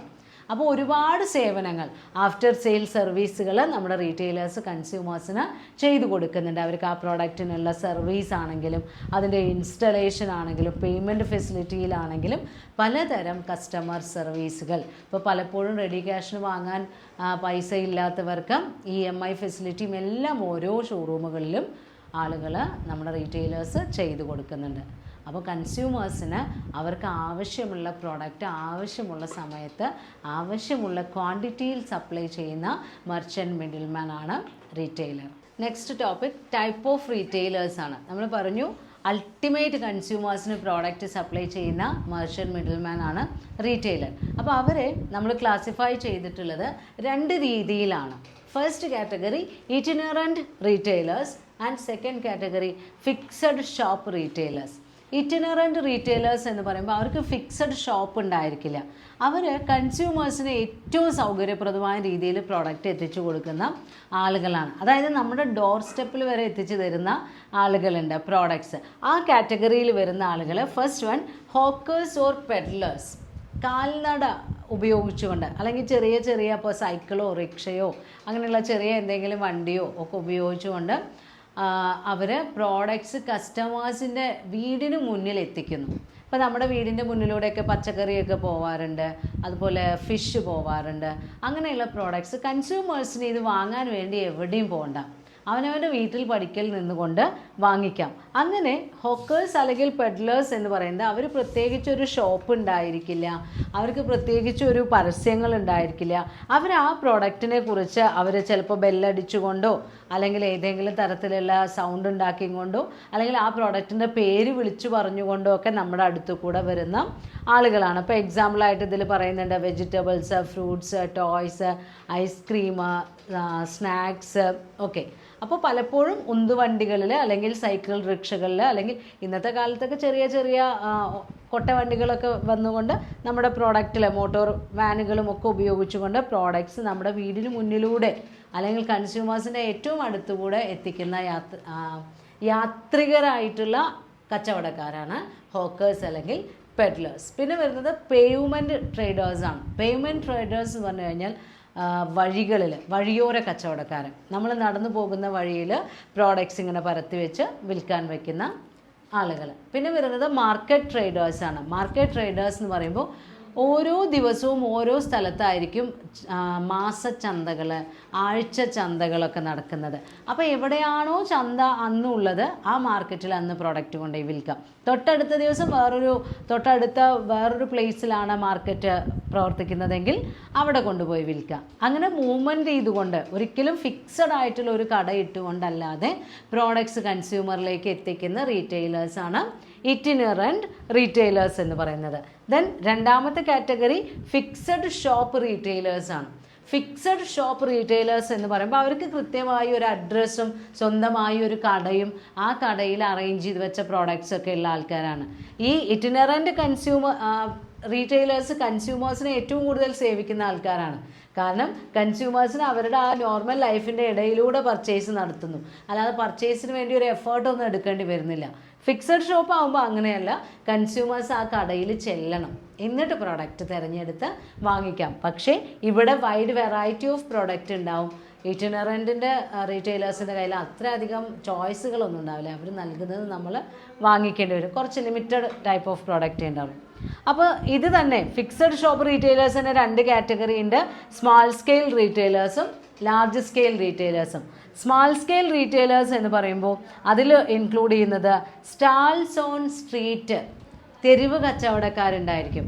ഓരോ സ്ട്രീറ്റുകളിൽ ഇപ്പോൾ നമ്മുടെ വീടിനടുത്തുള്ള അല്ലെങ്കിൽ ബസ് സ്റ്റാൻഡിലേക്ക് നടന്നു പോകുമ്പോഴൊക്കെയുള്ള വഴിയുടെ അടുത്തുള്ള ചെറിയ ചെറിയ കടകൾ, വഴിയോര കച്ചവടക്കാരെന്നൊക്കെ പറയാം. അങ്ങനെയുള്ള അവർ ആ സ്റ്റാളുകളിൽ നമ്മുടെ കൺസ്യൂമേഴ്സിന് അത്യാവശ്യമായിട്ടുള്ള വല്ല പേനയോ ബിസ്ക്കറ്റോ ചോക്ലേറ്റോ അങ്ങനെയുള്ള അത്യാവശ്യ വസ്തുക്കളൊക്കെ അറേഞ്ച് ചെയ്ത് വെച്ചുകൊണ്ട് വിൽക്കുന്ന റീറ്റെയിലേഴ്സാണ് സ്റ്റാൾസ് ഓൺ സ്ട്രീറ്റ്, തെരുവ് കച്ചവടക്കാർ എന്നുള്ള കാറ്റഗറിയിൽ വരുന്നത്. ദെൻ ജനറൽ മെർക്കൻഡൈസ് ഷോപ്പുകളാണ് നമ്മളുടെ വീടിൻ്റെയൊക്കെ അടുത്തുള്ള ചെറിയ ചെറിയ ചെറുകിട കച്ചവടക്കാർ. അവർ ഒരു വീട്ടിലേക്ക് ആവശ്യമായിട്ടുള്ള ഒരുവിധം എല്ലാ വസ്തുക്കളും അതിലുണ്ടായിരിക്കും. പക്ഷെ ഒരുപാട് ചോയ്സ് ഒന്നും ഉണ്ടാവില്ല.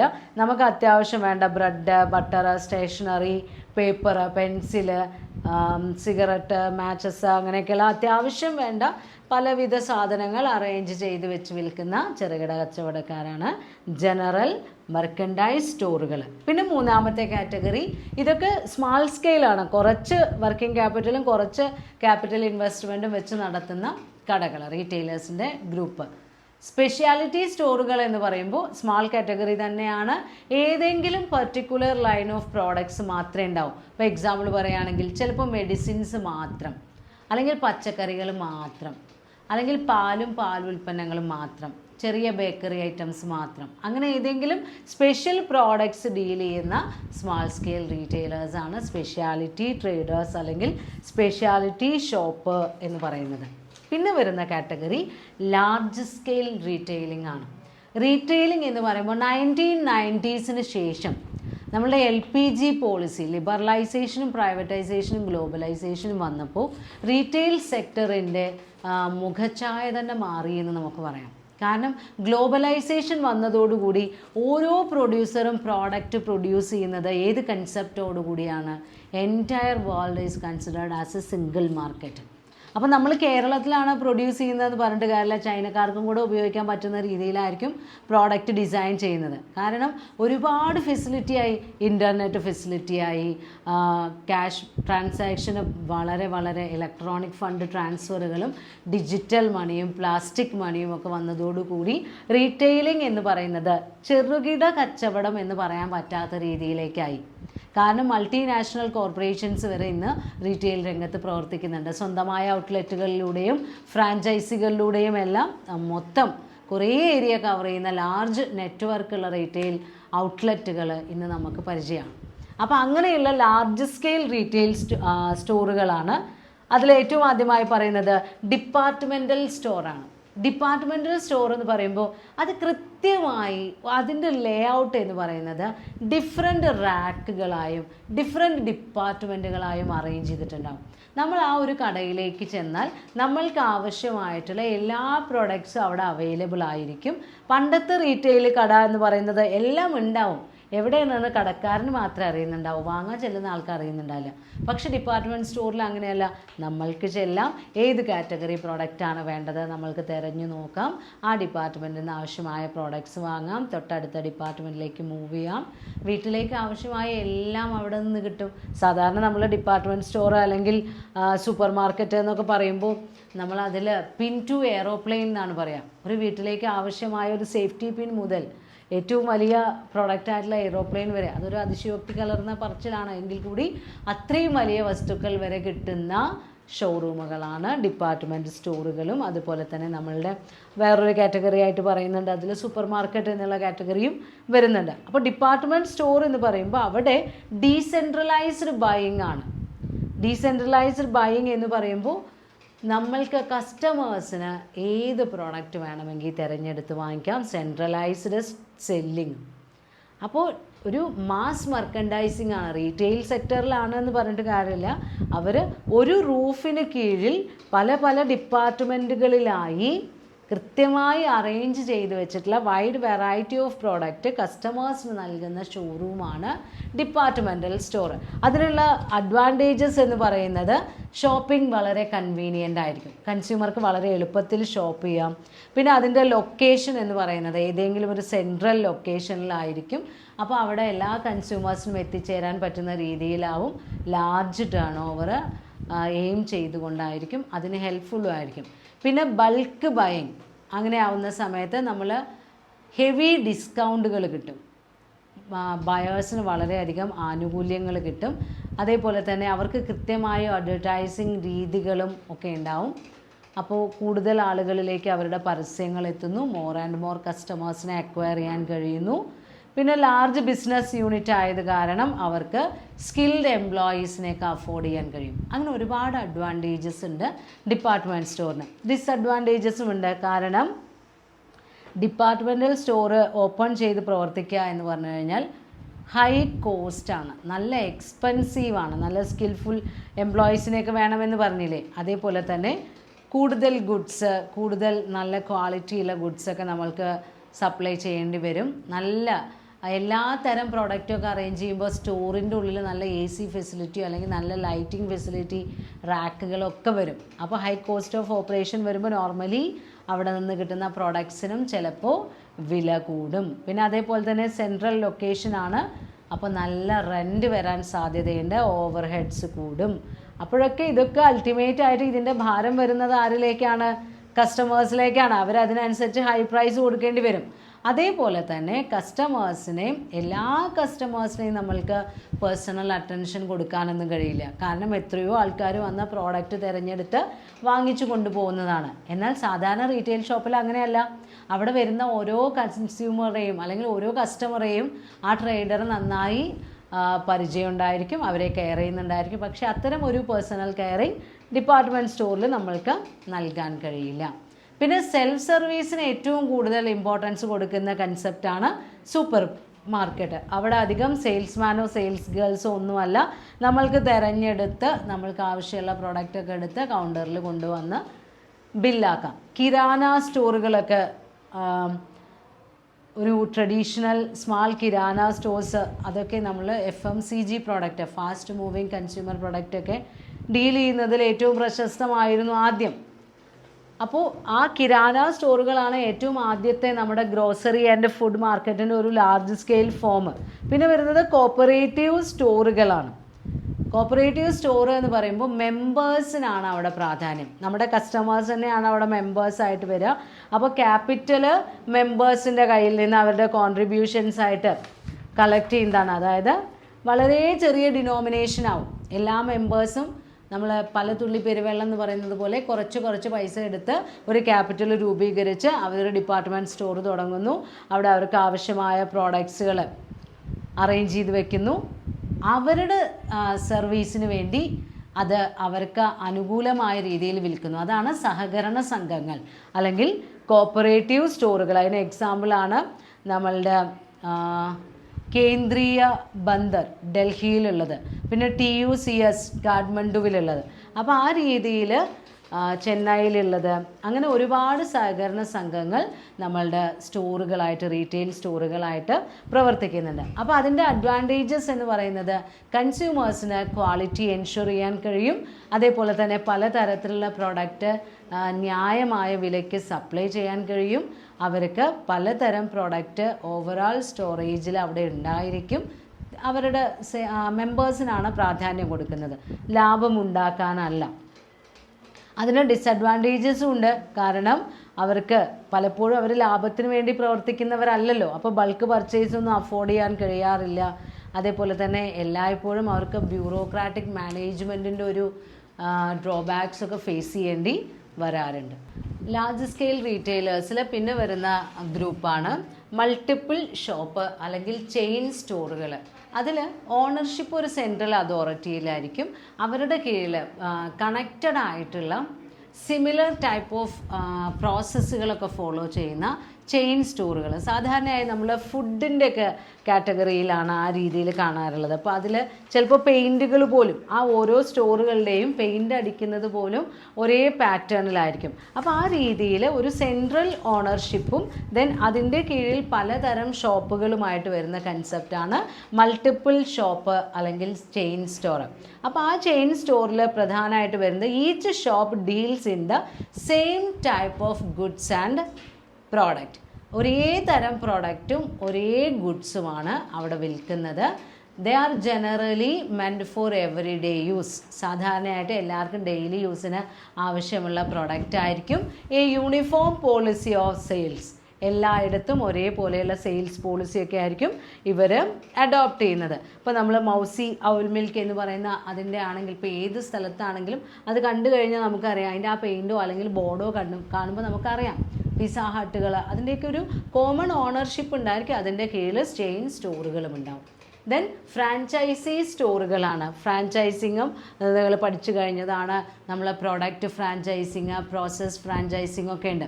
അപ്പോൾ ക്യാഷ് നമ്മൾ എടുക്കുന്നുണ്ടാവും, പക്ഷേ ഫെമിലിയർ ആയിട്ടുള്ള ഏതെങ്കിലും ഒരു ഡീലറുടെയോ പ്രൊഡ്യൂസറുടെയോ പ്രോഡക്റ്റ് അവരുടെ പേരിൽ നമ്മൾ വാങ്ങിക്കുകയോ വിൽക്കുകയോ ഒക്കെ ചെയ്യുന്നു. ഫ്രാഞ്ചൈസറും ഫ്രാഞ്ചൈസിയും തമ്മിലുള്ള ഒരു എഗ്രിമെൻറ്റിനെ അടിസ്ഥാനമാക്കിയാണ് ആ ഡീലിങ്സ് നടത്തുന്നത്. അപ്പോൾ ഫ്രാഞ്ചൈസിയാണ് ഇൻവെസ്റ്റ്മെൻ്റ് ഒക്കെ നടത്തുന്നത് എങ്കിൽ കൂടി ഫ്രാഞ്ചൈസറുടെ പ്രോഡക്റ്റ്സ് ആ ഫ്രാഞ്ചൈസറുടെ പേരിലായിരിക്കും നമ്മൾ കൺസ്യൂമേഴ്സിന് നൽകുന്നത്. കാരണം പ്രശസ്തരായ ആളുകളുടെ ആ ഒരു ബ്രാൻഡിനെ നമ്മൾക്ക് അതിൻ്റെ പ്രശസ്തി കിട്ടണം. ഇപ്പോൾ എക്സാമ്പിളായിട്ട് പറയുന്നുണ്ട് അഡിഡാസ്, റെയ്മണ്ട്സ്, മക്ഡൊണാൾഡ്സ്, സബ്വേ, ഇതൊക്കെ ഫ്രാഞ്ചൈസ് സ്റ്റോറുകളായി പ്രവർത്തിക്കുന്നതാണ്. കാരണം ആ ഒരു ഓണർക്ക് അവരുടെ ബിസിനസ് എവിടെ വേണമെങ്കിൽ സ്പ്രെഡ് ചെയ്യാൻ പറ്റും. അദ്ദേഹത്തിൻ്റെ ആ ബിസിനസ് ബ്രാൻഡ് നെയിമാണ് പ്രശസ്തമാകുന്നത്. അതേസമയം ഫണ്ട് ഇൻവെസ്റ്റ് ചെയ്യാൻ വേണ്ട, അത് ഫ്രാഞ്ചൈസി അല്ലേ ചെയ്യുന്നത്. അതേപോലെ തന്നെ ഫ്രാഞ്ചൈസിക്ക് എന്തൊക്കെ ബെനിഫിറ്റ് കിട്ടും? അവരൊരു പ്രീ എസ്റ്റാബ്ലിഷ് ആയിട്ടുള്ള ബ്രാൻഡഡ് കൺസേൺ ആണ്. അവരുടെ പേര് ഉപയോഗിച്ച് നമുക്ക് വെറുതെ പ്രവർത്തിച്ചാൽ മതി. കാരണം കൺസ്യൂമേഴ്സിന് ആ ബ്രാൻഡിനോട് ഒരു പ്രിഫറൻസ് ഉണ്ടാവും. അപ്പോൾ നമുക്ക് റിസ്ക് ഒന്നുമില്ല. അതേസമയം നമ്മൾക്ക് ഡിസഡ്വാൻറ്റേജും ഉണ്ട്. നമുക്ക് ഇൻഡിപെൻഡൻറ്റ് കൺട്രോളൊന്നും ഉണ്ടാവില്ല ഫ്രാഞ്ചൈസിക്ക്. ഫ്രാഞ്ചൈസർ പറയുന്ന പോലെ നമ്മൾ പ്രവർത്തിക്കേണ്ടി വരും. പിന്നെ വരുന്നത് ഹയർ പർച്ചേസ് ട്രേഡിംഗ് ആണ്. ഹയർ പർച്ചേസ് ട്രേഡിംഗ് എന്ന് പറയുമ്പോൾ നമ്മുടെ വീടുകളിലേക്ക് ആവശ്യമായ ഡ്യൂറബിൾസ് അല്ലെങ്കിൽ വാഹനങ്ങൾ അങ്ങനെയൊക്കെയുള്ള പ്രോഡക്റ്റ്സ് നമ്മൾ എന്ത് ചെയ്യുക? ആദ്യം ഒരു ചെറിയ എമൗണ്ട് പേയ്മെൻറ്റ് കൊടുക്കുന്നു. ഒരു ഡൗൺ പേയ്മെൻറ്റ് എന്നുള്ള രീതിയിൽ കുറച്ച് പേയ്മെൻറ്റ് കൊടുക്കുക. എന്നിട്ട് നമ്മൾ ആ പ്രോഡക്റ്റിൻ്റെ പൊസഷൻ കിട്ടും. കൈവശാവകാശം മാത്രം, ടൈറ്റിൽ കിട്ടില്ല. എന്നിട്ട് ആ പ്രോഡക്റ്റ് നമ്മൾ ഉപയോഗിക്കാൻ തുടങ്ങുന്നു, ഉപയോഗിക്കുന്നു. അതിൻ്റെ ബാക്കിയുള്ള പേയ്മെൻറ്റ് പല പല ഇൻസ്റ്റാൾമെൻറ്റുകളായി നൽകുന്നു. അങ്ങനെ ലാസ്റ്റ് ഇൻസ്റ്റാൾമെൻറ്റും കൊടുത്തു കഴിഞ്ഞാൽ മാത്രമേ പ്രോഡക്റ്റിൻ്റെ ഓണർഷിപ്പ് ബയർക്ക് കിട്ടുകയുള്ളൂ. ആ രീതിയിൽ നടത്തുന്ന സെയിൽസാണ് ഹയർ പർച്ചേസ്. നമ്മൾ അതുവരെ എപ്പോഴെങ്കിലും നമ്മളൊരു ഡിഫോൾട്ട് വരുത്തിയാൽ, ഇൻസ്റ്റാൾമെൻറ്റ് പേയ്മെൻറ്റ് ഡിഫോൾട്ട് വരുത്തിയാൽ ഈ പ്രോഡക്റ്റിൻ്റെ ഓണർഷിപ്പ് ഹയർ വെൻഡറുടെ തന്നെയാണ്. അവർക്ക് വന്ന് അത് എടുത്തുകൊണ്ട് പോകാം. വണ്ടിയൊക്കെ കൃത്യമായിട്ട് അടവടച്ചില്ലെങ്കിൽ CC കാർ പിടിച്ചുകൊണ്ട് പോകാമെന്നൊക്കെ നമ്മൾ പറയും. അതേപോലെ കാരണം അതുവരെ നമ്മൾ ഉപയോഗിച്ചതിനുള്ള വാടകയായിട്ടാണ് അതുവരെ അടച്ച പ്രൈസ് എടുക്കുന്നത്. പിന്നെ പേയ്മെൻറ്റിനനുസരിച്ച് ചിലപ്പോൾ പാർഷ്യൽ ഓണർഷിപ്പൊക്കെ നമ്മൾക്ക് നൽകി എന്നൊക്കെ വരാം. അത് എത്രമാത്രം നമ്മൾ പേയ്മെൻറ്റ് കൊടുത്തു എന്നുള്ളതിനെയൊക്കെ അടിസ്ഥാനമാക്കിയായിരിക്കും. ആ രീതിയിലുള്ള ഒരു എഗ്രിമെൻ്റാണ് ഹയർ പർച്ചേസ് എഗ്രിമെൻറ്റ്. അങ്ങനെയുള്ള ഷോറൂമുകളുണ്ട്. പിന്നെ ഡിസ്കൗണ്ട് ഹൗസുകളാണ്. ഡിസ്കൗണ്ട് ഹൗസുകൾ എന്ന് പറയുമ്പോൾ കമ്പാരിറ്റീവ്ലി മറ്റ് ഷോറൂമുകളിൽ പ്രോഡക്റ്റ് ലഭിക്കുന്നതിനേക്കാൾ വളരെ വില കുറച്ച് കൊടുക്കുന്ന ഷോറൂമുകൾ. അപ്പോൾ അങ്ങനെ വില കുറച്ച് കൊടുക്കാൻ ഇവർക്ക് കഴിയുന്നത് ഇവരെന്ത് ചെയ്യുന്നു? They directly purchase from manufacturers and maintains a low rate of profit. അവർ നേരിട്ട് മാനുഫാക്ചറേഴ്സിൻ്റെ നിന്ന് പ്രോഡക്റ്റ് വാങ്ങിക്കുന്നു. അതേപോലെ തന്നെ വളരെ ചെറിയൊരു ലാഭവിഹിതമൊക്കെ ഈടാക്കുന്നുണ്ടാവുള്ളൂ. അപ്പോൾ അവർക്ക് എന്ത് ചെയ്യാൻ കഴിയുന്നുണ്ട്? ഈ പ്രോഡക്റ്റ് കൃത്യമായി ഡിസ്കൗണ്ടിൽ കൊടുക്കാൻ പറ്റും. അങ്ങനെയുള്ള ഡിസ്കൗണ്ട് ഹൗസുകളുണ്ട്. പിന്നെ സൂപ്പർ ബാസാർസ് ഉണ്ട്. സൂപ്പർ ബാസാർസ് എന്ന് പറയുമ്പോൾ നമ്മൾ ആദ്യം കോപ്പറേറ്റീവ് സ്റ്റോറുകൾ പറഞ്ഞില്ലേ, അങ്ങനെയുള്ള കോപ്പറേറ്റീവ് സ്റ്റോറുകൾ നടത്തുന്ന അല്ലെങ്കിൽ അതിൻ്റെ ഓണേഴ്സ് മാനേജ്മെൻറ്റ് നടത്തുന്ന സ്ഥാപനങ്ങൾ തന്നെയാണ് സൂപ്പർ ബാസാർസ്. ഇതിൽ വെറൈറ്റി ഓഫ് പ്രോഡക്റ്റ് ഉണ്ടായിരിക്കും. കൺസ്യൂമേഴ്സിന് വളരെ അത്യാവശ്യമായ പ്രോഡക്റ്റ്സ് ആയിരിക്കും. അത് നോർമൽ റേറ്റിലൊക്കെ ആയിരിക്കും പ്രൊവൈഡ് ചെയ്യുന്നത്. പക്ഷേ ഇത് കോപ്പറേറ്റീവ് സ്റ്റോറിൽ നിന്ന് ഇതിനുള്ള വ്യത്യാസം എന്ന് പറയുന്നത് ഇതൊരു ലാർജ് സ്കെയിൽ കൂടുതൽ വൈഡ് വെറൈറ്റി ഓഫ് പ്രോഡക്റ്റൊക്കെ നൽകിക്കൊണ്ട് നടത്തുന്ന കോപ്പറേറ്റീവ് സ്ഥാപനമാണ്. എന്നാൽ കോപ്പറേറ്റീവ് സ്റ്റോർ എന്ന് പറയുമ്പോൾ അങ്ങനെയല്ല, ഒരു സ്മാൾ സ്കെയിൽ രീതിയിൽ പ്രവർത്തിക്കുന്ന സ്ഥാപനമാണ്. പിന്നെ വരുന്നത് automatic vending machine. Automatic vending machine എന്ന് പറയുമ്പോൾ ആ കിയോസ്കുകളിൽ നമ്മൾ കോയിൻ ഡെപ്പോസിറ്റ് ചെയ്യാനുള്ളൊരു പ്ലേസ് ഉണ്ടായിരിക്കും. അതിലൂടെ കോയിൻസ് ഇൻസേർട്ട് ചെയ്യുക. ഇപ്പോഴത്തെ കൂടെ ആ മെഷീനിൽ എന്ത് പ്രൊഡക്റ്റാണോ നമ്മൾക്ക് ലഭിക്കുന്നത് ആ പ്രോഡക്റ്റ് നമ്മൾക്ക് ലഭിക്കും. നമ്മൾ ആ പ്രോഡക്റ്റ് ഏതാണ് എന്ന് ഇപ്പോൾ സോഫ്റ്റ് ഡ്രിങ്കുകൾ, കൊക്കക്കോള അങ്ങനെയൊക്കെയുള്ളതിൻ്റെ ചില പർട്ടിക്കുലർ മോഡൽസ് മാത്രമേ അതിൽ നിന്ന് കിട്ടുള്ളൂ. അല്ലെങ്കിൽ chocolates, news paper, even water vending machines ഒക്കെ ഉണ്ട്.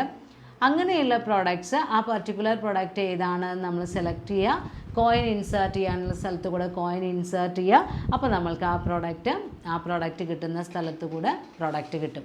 ആ രീതിയിൽ കസ്റ്റമേഴ്സിന് പ്രോഡക്റ്റ് പ്രൊവൈഡ് ചെയ്യുന്ന മെഷീൻസാണ്. അവിടെ ഒരു സെയിൽസ്മാൻ്റെയോ ഒരു സെയിൽസ് ഗേളിൻ്റെയോ ഒന്നും ആവശ്യമില്ല. നമ്മൾക്ക് ആ മെഷീനിന് ഡയറക്റ്റായി പ്രോഡക്റ്റ് ലഭിക്കും. 24 hours അത് വർക്കിംഗ് ആണ്. ഏറ്റവും കൺവീനിയൻ്റ് ആണ്. ചെറിയൊരു പ്ലേസ് മതി. ഇപ്പോൾ റെയിൽവേ സ്റ്റേഷനിലോ ബസ് സ്റ്റേഷനുകളിലോ റോഡ് സൈഡുകളിലോ ഒക്കെ ഇൻസ്റ്റാൾ ചെയ്യാനും എല്ലാം വളരെ ഈസിയാണ്. പക്ഷേ ഒരുപാട് ഡിസഡ്വാൻറ്റേജസും ഉണ്ട്. കാരണം അതൊരു മെഷീനാണ്. അപ്പോൾ പലപ്പോഴും മെക്കാനിക്കൽ ആയിട്ടുള്ള ഫെയിലേഴ്സ് വരുന്ന സമയത്ത് അത് കൃത്യമായി പ്രവർത്തിക്കാറില്ല. അതേപോലെ തന്നെ കൃത്യമായി കോയിൻസ് തന്നെ ഇൻസേർട്ട് ചെയ്യണം. നമ്മൾക്ക് പേപ്പർ കറൻസി ഉപയോഗിക്കാൻ പറ്റില്ല.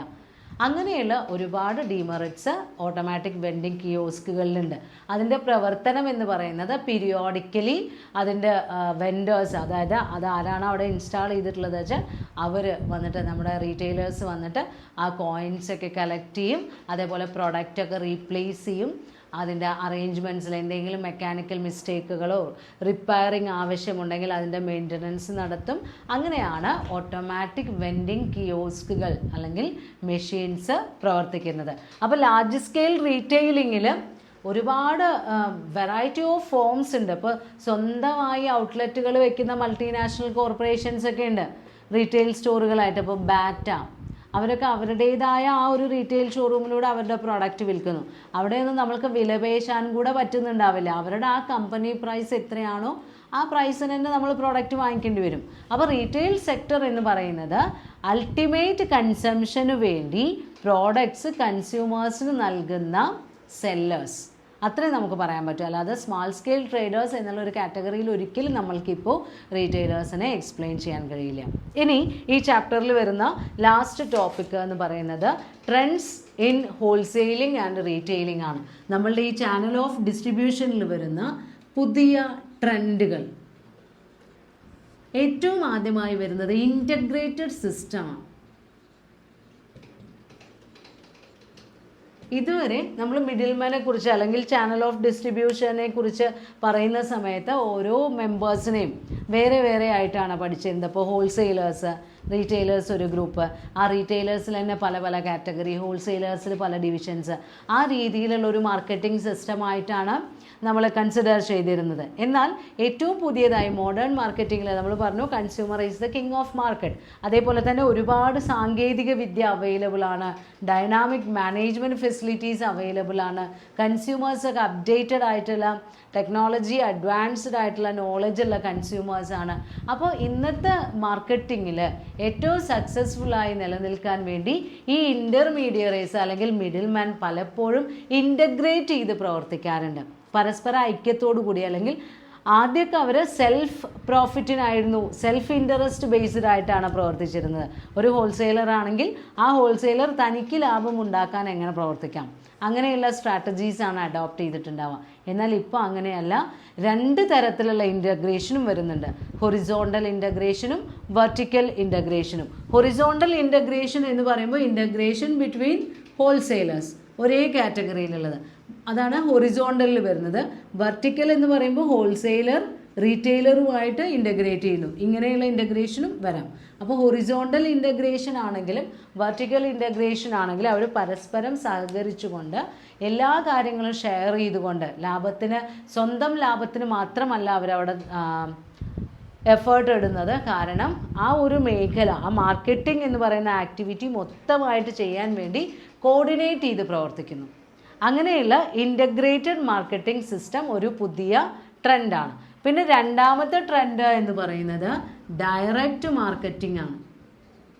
ഓരോ മാനുഫാക്ചറേഴ്സും ഇൻ്റർമീഡിയറീസിനെ ഇൻക്ലൂഡ് ചെയ്യാതെ തന്നെ ഡയറക്റ്റ് മാർക്കറ്റിംഗ് ടെക്നിക്സ് അഡോപ്റ്റ് ചെയ്യുന്നുണ്ട്. അതേപോലെ തന്നെ പലപ്പോഴും ഹോൾസെയിലേഴ്സും റീറ്റെയിലേഴ്സും എന്ത് ചെയ്യുന്നുണ്ട്, കൺസ്യൂമേഴ്സിന് ഡ്യൂറബിൾ പ്രോഡക്ട്സ് ആണെങ്കിലും അല്ലെങ്കിൽ മറ്റു രീതിയിലുള്ള പ്രോഡക്ട്സ് ആണെങ്കിലും കോസ്റ്റ് ഓഫ് ഡിസ്ട്രിബ്യൂഷൻ പരമാവധി കുറച്ചുകൊണ്ട് കസ്റ്റമേഴ്സിന് നൽകാൻ വേണ്ടി ശ്രമിക്കുന്നുണ്ട്. പിന്നെ മൂന്നാമതായി പറയുന്നത് റീറ്റെയിലിങ്ങിൽ വന്നിട്ടുള്ള രണ്ട് ഡെവലപ്മെൻറ്റ്, ഒന്ന് സെൽഫ് സർവീസ് ഔട്ട്ലെറ്റുകളും പിന്നെ ഓട്ടോമാറ്റിക് വെൻഡിങ് മെഷീനുകളുമാണ്.